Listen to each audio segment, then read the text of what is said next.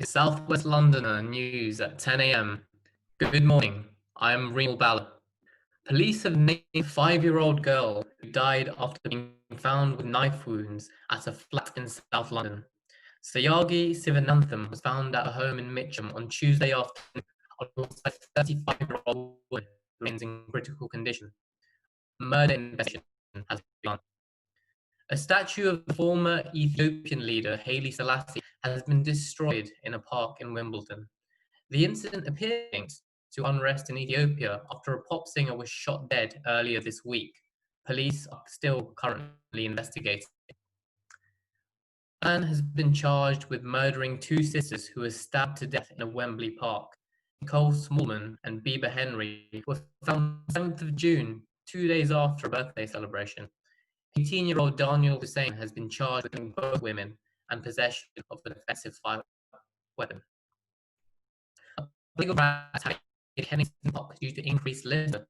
Lambeth Council issued a statement saying, "Enjoy this place, but leave no trace," 3 days ago, but the rap populace does not seem to be letting up, according to local residents. A report by Public Health England has found no obvious source of the coronavirus outbreak in Leicester.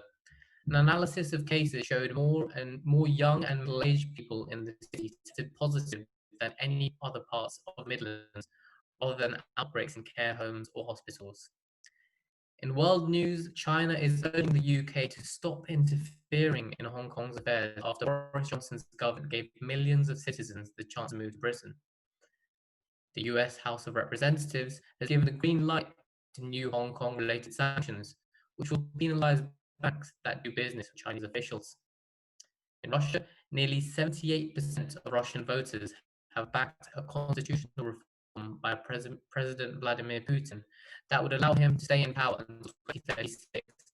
He has also made changes to Russia's constitution, such as banning of marriage. And finally, Amsterdam's red light district has been given all clear after a long coronavirus shutdown, with sex workers and clients having to observe new rules to prevent infection. And now over to Joe with sport.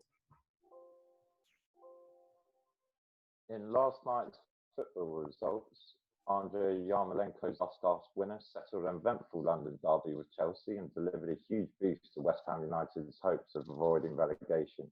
In a topsy-turvy game, which saw West Ham United infuriated when Thomas Souček's first half goal was ruled out by VAR. Substitute Yarmolenko made the decisive contribution when he finished off a superb counter-attack with a classic left-foot finish. Everton kept up their post-restart push for a place in next season's Europa League with an impressive 2-1 victory over Leicester at Goodison Park. The Blues are unbeaten since the Premier began again 2 weeks ago. A howler by goalkeeper Tim Krul set Arsenal on their way to a 4-0 win that lifts them up to 7th as bottom club Norwich City hopes of staying in the Premier League faded further.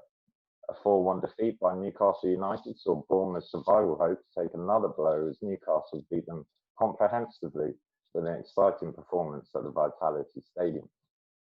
Wigan Athletic could be followed into administration by 10 or 15 clubs unless some financial help comes from the top of the game once the Digital Media, Culture and Sport Committee, administrators acting for Latics, have said the club is finished if funding cannot be found to get it through to the end of the season after its Hong Kong-based owners pulled out.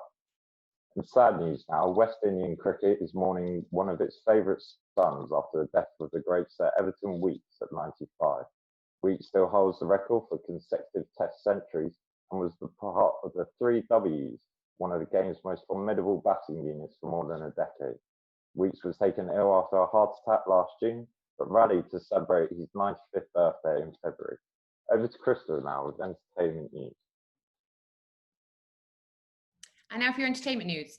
Musicians including Dua Lipa and Sir Paul McCartney have signed an open letter to Culture Secretary Oliver Dowden, asking the government for support for the music industry, including extended financial support and removing VAT from tickets once they go back on sale. 260,000 people have signed a petition to block a film starring Paris Jackson as Jesus. The online petition denounced Habit, which features Michael Jackson's daughter as gender-bending take on the religious figure as Christianophobic garbage. For all those movie lovers, plans have been revealed for our return to cinema. From the 4th of July in England, multi-screen cinemas will stagger film start and end times to avoid congestion in foyers. There will be hand sanitizing stations, but sadly, no pick and mix. With social distancing in place, most cinemas will be able to operate between 25 and 50% capacity. And finally, in your entertainment news, South Korean boy band sensation BTS were due to play at Twickenham Stadium this weekend, but their worldwide map of the Seoul tour was postponed due to coronavirus. Superfans are upset, as many have never seen the band live. And now, over to Ali. And finally, Richmond Rugby Club have announced they will be going above and beyond this summer for children affected by the coronavirus pandemic. It has said it will supply daily nutritional meals after securing money from the London Coronavirus Response Fund. A spokesperson for the club stressed the importance for cooked meals during the summer months to promote positive physical and mental health among children in the area. The NHS Couch to 5K running app has seen a surge in popularity as almost 1,000 aspiring runners have downloaded the app between March and the end of June. This is a 92% increase from the same time last year. The app is designed for beginners and has a guided commentary from a virtual coach. And lastly, Kellogg's has launched a new onion-flavored breakfast cereal 16 years after the surprising idea won a poll. The Chaka Flakes, being sold in Korea, sold out in just 2 days. And Kellogg's have now asked shoppers in Korea to vote for a new flavor, chocolate Checky or green onion Chaka. Thank you for watching Southwest London Alive. Bye-bye. Good morning, this is your 11 a.m. update. The Prime Minister's father, Stanley Johnson, ignored the Foreign Office travel warning by travelling to his mountaintop holiday home in Athens yesterday. Speaking to the press from the balcony of his villa, he said that Brits posed no threats to Greeks and urged his son to sort out air bridges to and from the two countries. Online fast fashion retailer Boohoo defended its business practices this morning after a workers' rights group said it was putting its employees in Leicester factories at risk of coronavirus. Campaign group Labour Behind the Label said it had received reports of workers being forced to come into work while sick with COVID-19. Workers wishing to isolate being denied pay and factories operating illegally throughout lockdown. School pupils will have to stay in separate year group bubbles if lessons resume full-time in England this September. Most GCSE and A-level pupils will continue with all their planned subjects. The government safety plans are likely to be based on reducing contact rather than social distancing, but full rules are expected to be published later today. Water companies discharged raw sewage into England's rivers 200,000 times last year, The Guardian has revealed yesterday. Companies such as Thames Water are illegally obliged to treat waste before it's released, except in extreme circumstances, such as after heavy rain. The news comes as people increasingly use rivers for swimming, paddleboarding, and other activities. Russian President Vladimir Putin won an ad hoc vote last night to amend the constitution and reset his term limits. The vote, which did not fulfill the legal criteria to be considered a referendum, saw 77.93% votes in favour of extending the president's term to a 2036 limit. And now over to Johnny with the sport. Thank you, Nyla. Tonight will mark the first time in Liverpool's history that they lift the Premier League trophy. Despite winning the league last week, the Reds, captained by Jordan Henderson, will be given a guard of honour when they visit second-place Man City at the Etihad tonight. While celebrations broke out in Liverpool last week, manager Jurgen Klopp has urged fans to remain safe while celebrating, stating, "First and foremost, we have to do what we can to protect one another." Elsewhere in the Premier League, Tottenham also faced Sheffield United in a must-win game for both clubs as they battle it out for valuable European positions. Tottenham are back to full strength, with captain and star striker Harry Kane likely to start after missing a large part of the season due to injury. A campaign is being launched to erect a statue of a footballer dropped by the England team after it was discovered he was black. Jack Leslie, who was first selected in 1925, would have been England's first ever black player 53 years before Viv Anderson. FA chairman Greg Clark has said the FA backed the campaign for a statue to recognise Leslie as a pioneer. Despite not being able to take part in Wimbledon this year, ex-world number one Andy Murray has said he is now serving as hard as he was in his mid-20s as he continues his long-awaited return from injury. The former Wimbledon champion reached the semi-finals of the Battle of the Brits last week and was pleasantly surprised by the standard of his tennis. And finally, here's something a little different with Tom Brady. Thanks, Johnny.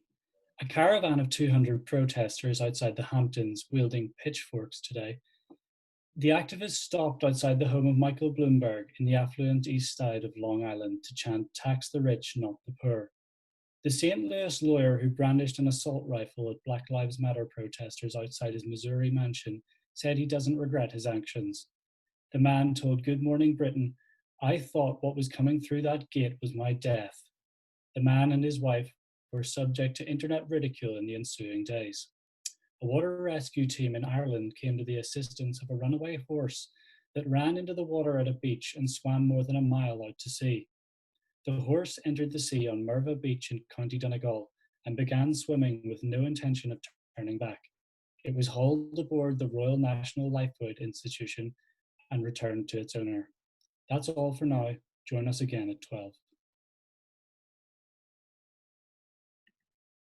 Good afternoon. This is Southwest Londoner and you're watching our midday news bulletin. Ryanair has just announced an agreed 20% pay cut for pilots in an effort to save up to 3,000 jobs. Chief Executive Michael O'Leary said that they have had a strong number of bookings for the beginning of July, with 1,000 flights on Wednesday when they resume operations. Negotiations with cabin crew still continue as Mr. O'Leary hopes to reach a similar agreement in order to avoid redundancies. And holidaymakers can rejoice as prices are lower than ever for the last 12 months. On to schools, and the Department for Education has published its plans for reopening schools in the autumn. From September, parents are expected to send their children to school on a full timetable. They could face a fine of £60 for failing to comply unless they can provide a suitable reason.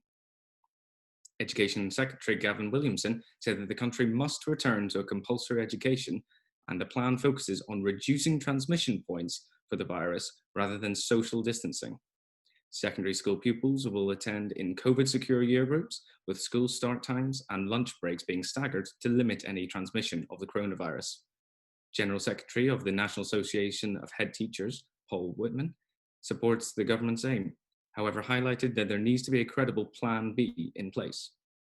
In other news, the House of Lords Gambling Committee has said that video games should require more regulation to protect children from the harmful effects of gambling. The report has targeted loot boxes that are wildly popular in games such as FIFA and Fortnite. These boxes are often purchased with real money and offer a chance to win randomized rewards, which can promote dangerous addictions for young children. The report says if it looks like gambling and feels like gambling, then it should be regulated as gambling. They are calling on the government to regulate these loot boxes immediately, as Lord Grade has said the Gambling Act is way behind what was actually happening in the market, though he was optimistic in adding that many recommendations could be acted upon today. Now we go to the entertainment news with Mimi. Pop group McFly have released their first record deal since 2009 and will release a new album later on this year. This comes 7 years after the group's last single, from which they went on to form a supergroup with fellow pop stars Busted. This is the first time McFly have reunited after interband tensions derailed attempts in 2017. From the 4th of July in England, film watchers will be able to enjoy the big screen beyond their living rooms after months of lockdown. Multi-screen cinemas will stagger film starts and end times to avoid congestion in foyers. To meet distancing rules, cinemas will have to block up to 12 seats around a single cinema goer or 16 around a couple to create a safe bubble. Organisers of the Oscars have said they have broken their target of diversifying membership by 2020. The Academy have invited 819 figures from diverse backgrounds to join this year, making 33% of its 9,000 plus members women and 19% from underrepresented ethnic communities. The new intake, including stars from South Korean film Parasite, means the Academy have beaten its 2016 goal of doubling the number of women and people from underrepresented communities by 2020. Over to Ed with sport. Thank you, Mimi. Sports across England will pay tribute to NHS staff when the organisation marks its 72nd anniversary this Sunday. Team GB and the Football Association are among the sporting bodies who will be showing their support.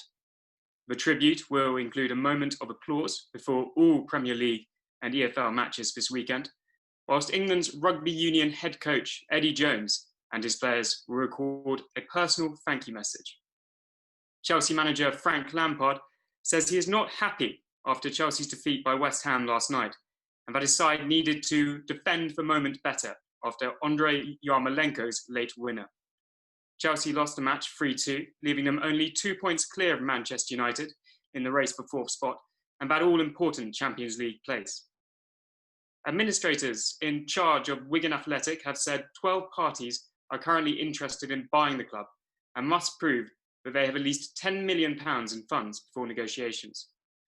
The club were the first Football League club to fall into administration during the pandemic and are set to take a 12-point deduction, which could leave them rock bottom of the championship. Now over to Pauline for a story from space. Thanks, Ed. Russian cosmonaut Anatoly Ivanishin became the first man to vote online from the International Space Station as part of the Putin referendum, the Russian Space Agency announced on Tuesday.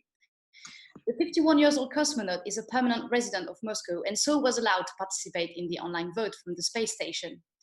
Quarantined 400 kilometers above the Earth since the 9th of April, he became the first man to cast his vote online from orbit. Ivan Wagner, another Russian cosmonaut currently in orbit, will add his votes on Wednesday via proxy and secure communication channel. In 2016, American astronaut Shane Kimbrough was able to vote in the presidential election via an electronic ballot. On Tuesday, it was announced that Putin's constitutional reform passed with 78% of yes votes and 65% of eligible voters turned up, allowing him to remain president until 2036. Good morning, good afternoon, and good night. Good afternoon. These are the headlines from South West Londoner. In breaking news, the National Crime Agency are reporting that EncroChat, a secret communications channel with 60,000 subscribers, has been successfully penetrated, leading to 700 arrests, as well as the seizure of 77 firearms, 2 tons of drugs, and £54 million of cash.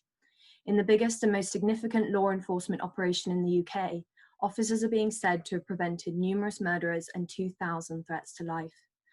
Home Secretary Priti Patel joined Director General of the NCA, Lynn Owens, and the team for the dawn raid this morning.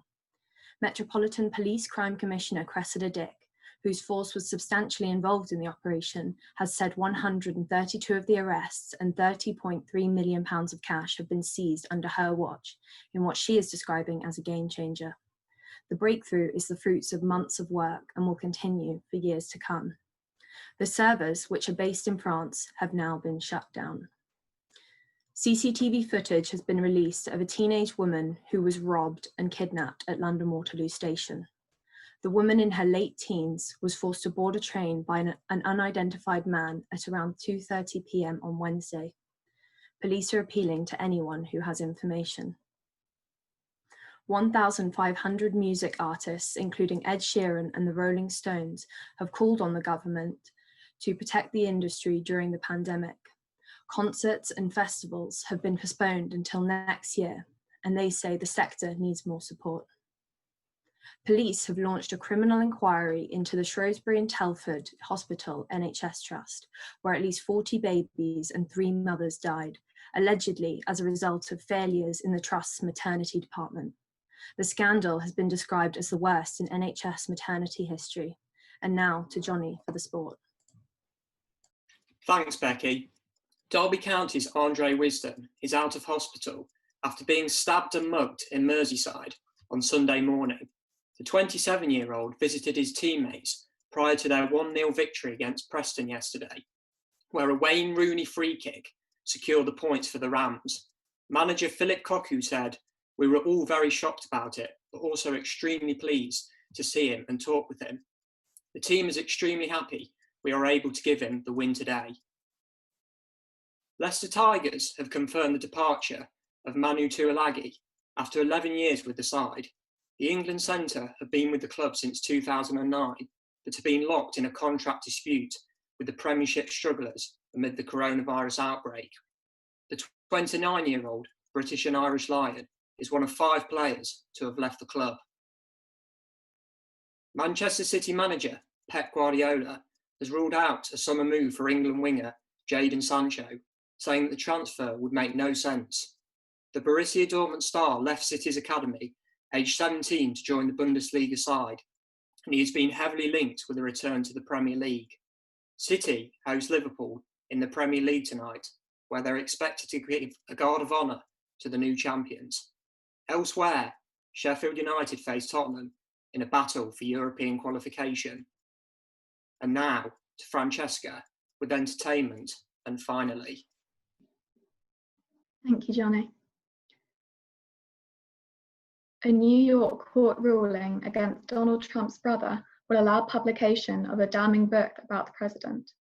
Written by the president's only niece, who is a clinical psychologist, the potentially explosive 240-page book is titled Too Much and Never Enough: How My Family Created the World's Most Dangerous Man. Having spent much of her childhood in the house where Donald Trump grew up, Mary Trump analyzes destructive relationships in the family. With the path to publication now clear, the book is due for release next month. There will be movie nights under the stars for Londoners from Monday of next week. Joker and A Star is Born are billed alongside classics like Grease and Back to the Future at the Circus Field in South London. The nightly entertainment will also feature stand-up comedy and carpool karaoke. In other news, 5-year-old Tony Hudgell from Kent has raised £1 million for the NHS by walking 10 kilometres on prosthetic legs. His legs had to be amputated due to abuse by his biological parents. His adoptive father Mark said he is incredibly proud, and the 5-year-old Tony is over the moon. Thank you for watching South West Londoner. Good afternoon, and welcome to South West Londoner's hourly news update. I'm Ali Bruce, and here are your bulletins. Merton Council has today received £85,000 from Transport for London to fund 18 school streets across the borough for September. They also received £18,000 for footway widening on the Fair Green in Mitcham. Face coverings will be mandatory in shops in Scotland from the 10th of July, as First Minister Nicola Sturgeon today announced new measures in Scotland's tackle of the pandemic. Scotland has now seen 10 new cases of the virus in Dumfries and Galloway, close to the border between Scotland and England. High street retailer Primark has reported a loss of £800 million during the pandemic. Since the company has no online shopping service, profits have fallen and the city centre stores are still suffering from a lack of tourists and regular shoppers. A 24-year-old man has been arrested in connection with the toppling of Edward Colston statue in Bristol. The bronze monument was toppled and thrown into the city's harbour during a Black Lives Matter protest on the 7th of June. No arrests were made at the time, but Avon and Somerset police later released 15 images of people they wished to speak to after looking at footage of the statue being pulled down with ropes. Now over to Tara Fair for the international news. Thanks, Ali. Around 350 elephants have died in the Okavango Delta since the start of May. No one knows why the animals are dying, with lab results on samples still weeks away, according to the government. China has threatened retaliation against the UK in response to its recent pledge to grant residency to Hong Kongers fleeing a new national security law. On Thursday, senior Chinese officials said the UK had no right to give residency to Hong Kongers in response to Beijing forcing a sweeping anti-sedition law on the territory, promising that the British side will bear all the consequences. A landslide at a jade mine in northern Myanmar killed at least 113 people, with more feared dead, authorities said on Thursday, after a heap of mining waste collapsed into a lake, triggering a wave of mud and water that buried many workers. Now to Joe Richardson with the sport.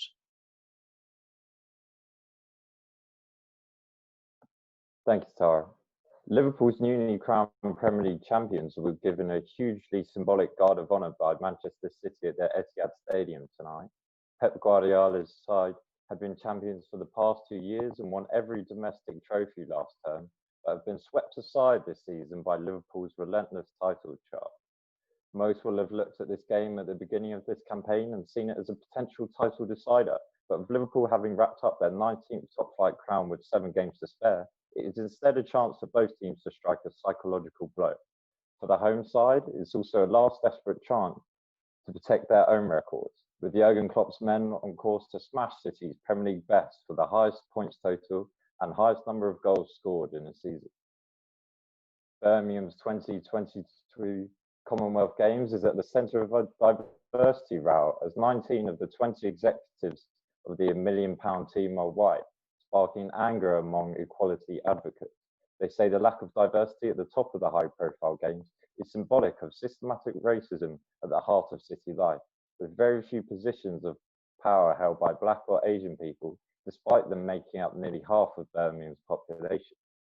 In rugby news now, England supporters hoping to attend this year's Autumn Internationals have been dealt a major blow after the RFU changed its ticketing policy to reserve the first 28,000 for corporate contracts.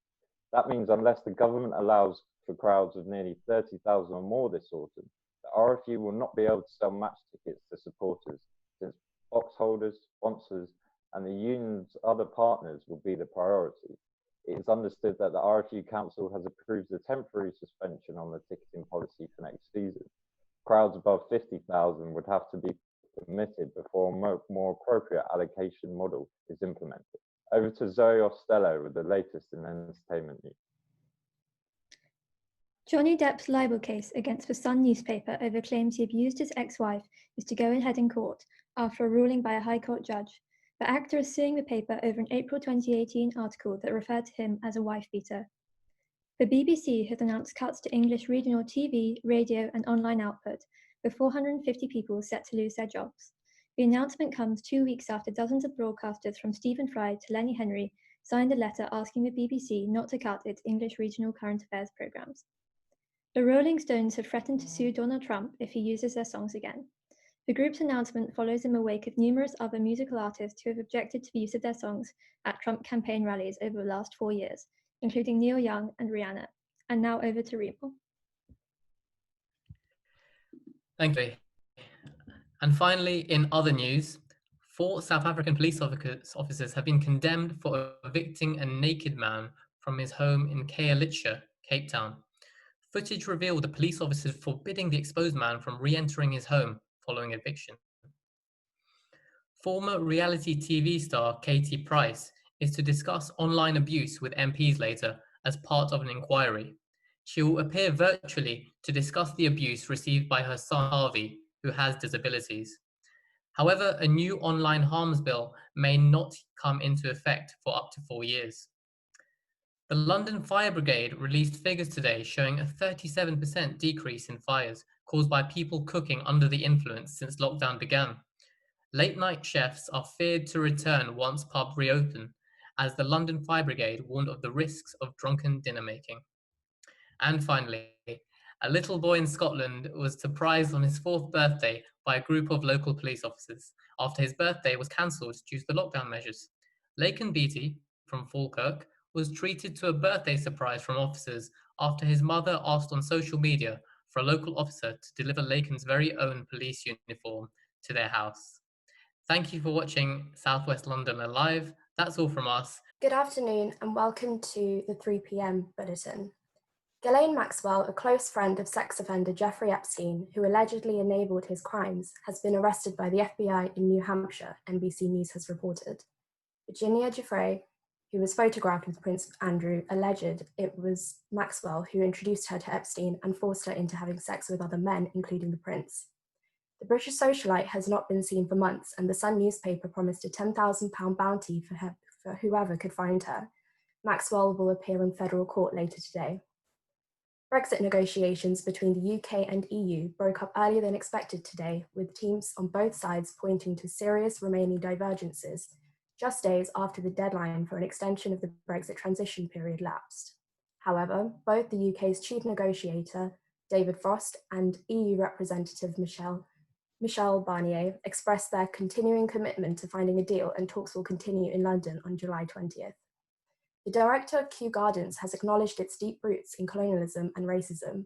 The South West London Botanical Garden and its sister location in Wakehurst have 8.3 million plant and fungus species. The Gardens is a world-leading research institution, but in the 19th century, focused on showcasing exotic species taken from across the British Empire. 2 London boroughs have coronavirus infection rates above the national average. Figures released by Public Health England show Hounslow and Kensington and Chelsea had the highest rates of new cases detected. There have been 7.7 cases per 100,000 people in Kensington and Chelsea, the capital's wealthiest borough, while 7.4 per 100,000 were found in Hounslow. The average infection rate for England is currently 6.7. Deliveroo drivers will receive training to spot signs of child abuse in a new scheme launched in partnership with the NSPCC. The charity has warned that the closure of schools and GPs have made children more vulnerable to abuse, and a recent report confirmed these fears. Developers have submitted plans for the £150 million revamp of South Kensington Tube Station and surrounding buildings. New housing and shopping facilities are part of the upgrades planned for the Grade 2 station. Developer Alistair Nichols said, "Our proposals will provide contemporary architecture of the highest quality that respects its unique historical context, providing new homes, shops, restaurants, and workspaces." Now to Joe Ives with entertainment and sport. Hello, thanks Annika. Historian David Sarkey has been at the centre of controversy after he said slavery was settled nearly 200 years ago and that it was not genocide. Speaking on Reason TV, a YouTube channel run by right-wing commentator Darren Grimes, Starkey defended the British Empire as having been mostly fruitful. Historians estimated that in the 400-year history of the North Atlantic slave trade, up to 12 million people were transported into slavery from Africa, with 2 million dying in the Atlantic Middle Passage between Africa and the plantations. The organisers of Wireless Festival will host a 3-day virtual festival, Wireless Connect, starting tomorrow. The first ever 360-degree virtual reality festival will host new sets and archive performances by UK and international acts, including Skepta, Ray Black and Steel Bangles. The free online festival will be broadcast on Facebook Live and YouTube and encourages viewers to make donations to Black Lives Matter. In stranger music news, Vanilla Ice has encouraged fans to attend a concert on the 3rd of July in Texas, despite growing coronavirus cases in the area. The Ice Ice Baby rapper said on Instagram, "Get ready to go back to the 1990s, the greatest decade ever." He added, "We didn't have coronavirus or cell phones or computers." On 25th of June, Texas recorded its highest single day total of positive coronavirus tests, with 5,996 new cases announced. In sport news now, Premier League clubs should not be allowed to have betting firms on their shirts, according to a House of Lords Select Committee. This season, half of Premier League clubs and 17 out of 24 Championship clubs are sponsored by bookmakers. The recommendations are part of a 192-page report warning more needs to be done to prevent gambling-related harm, with the Gambling Act of 2005 currently under review by ministers. And now, for something completely different, over to Ben. Thank you, Joe. I'm Ben Turner with some updates you may not have seen coming. An osprey was filmed soaring over the heads of sunbathers with what appears to be a shark clutched in its talons in Myrtle Beach, South Carolina yesterday.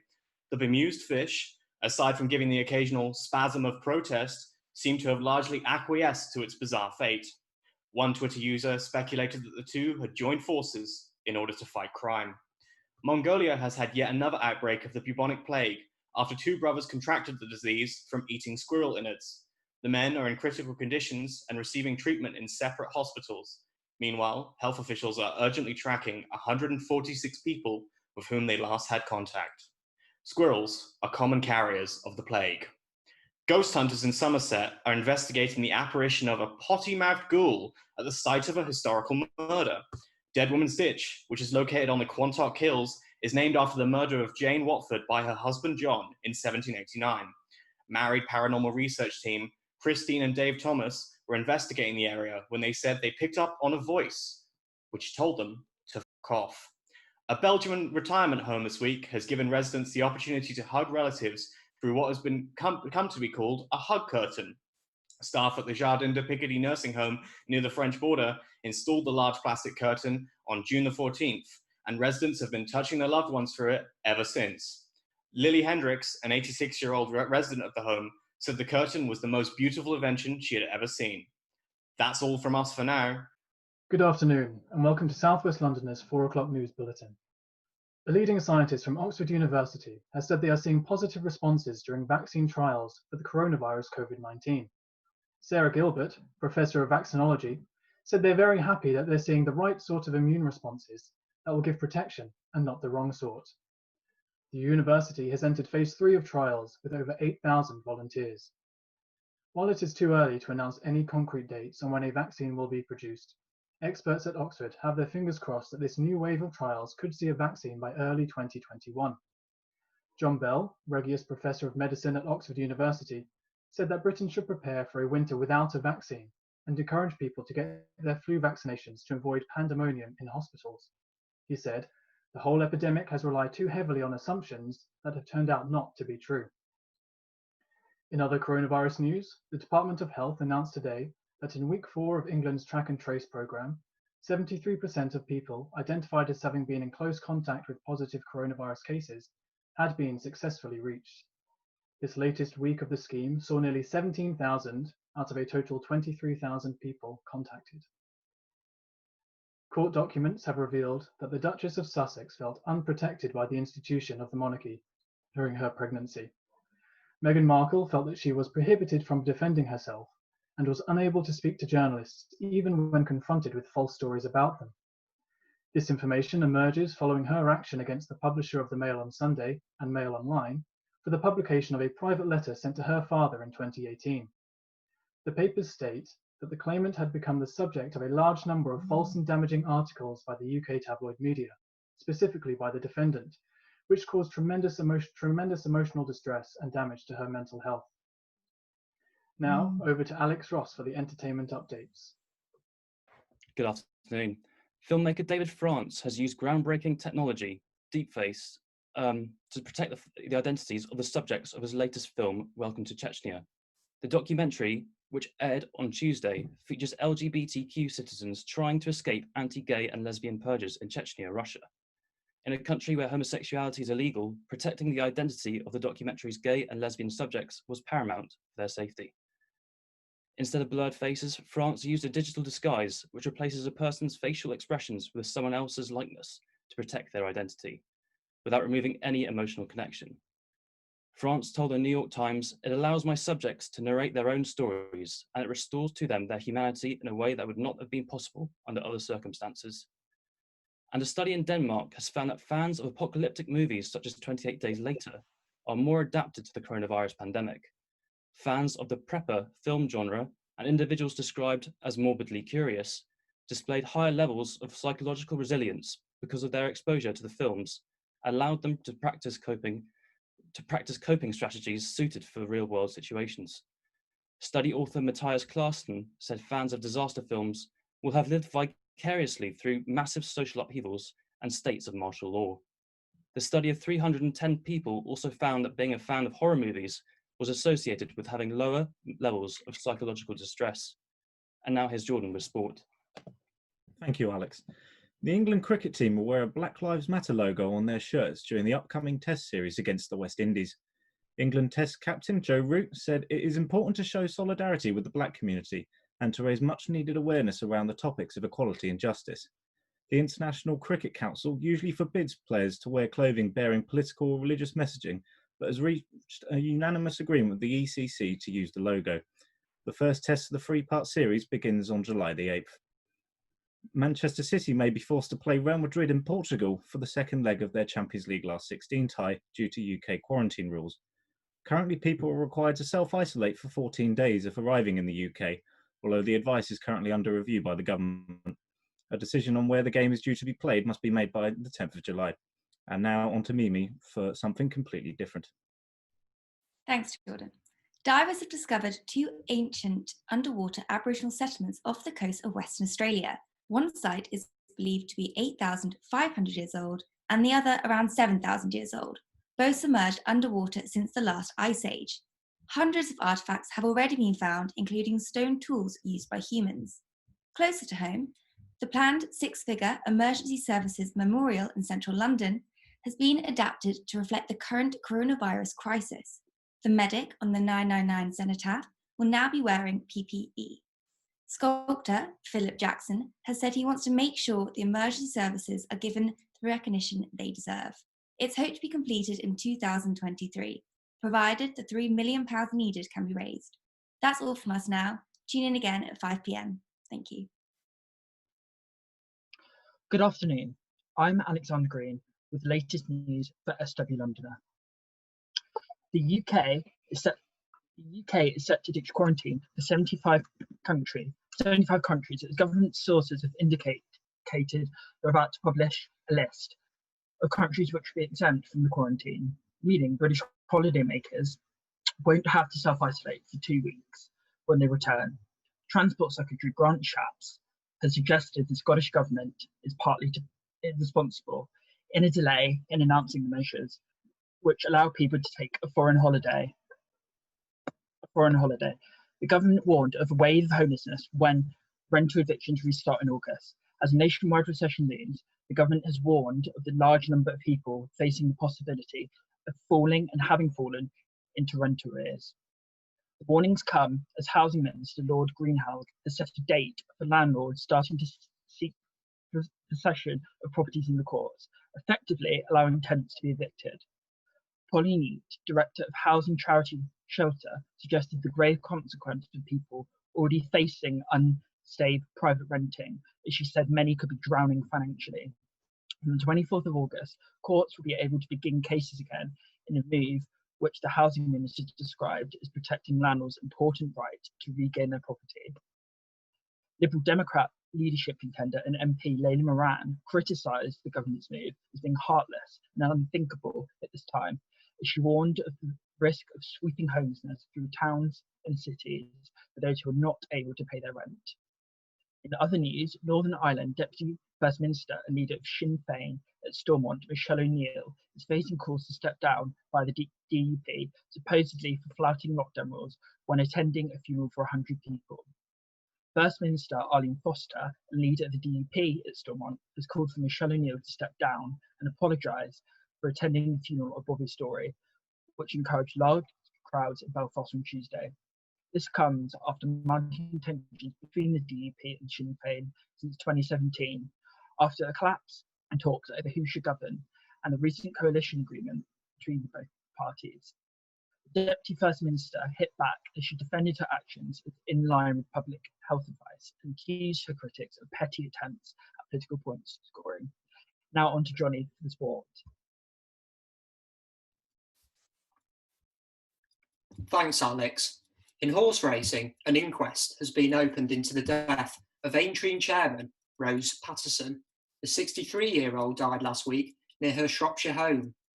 The hearing was told that her body was found in search of nearby woodland after her husband, Conservative MP Owen Patterson, had called the police.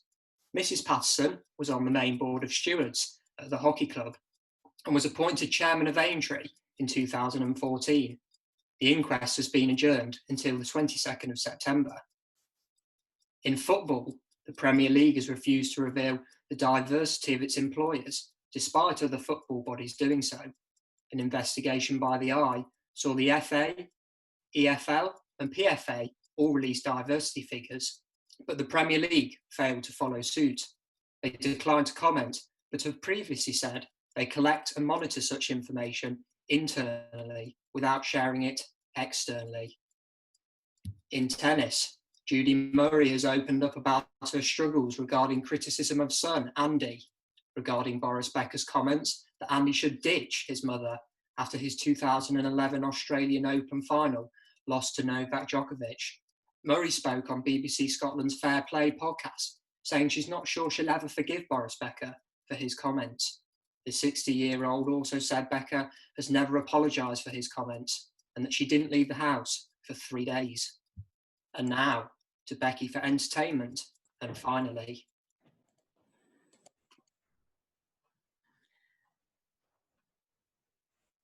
Thanks, Johnny.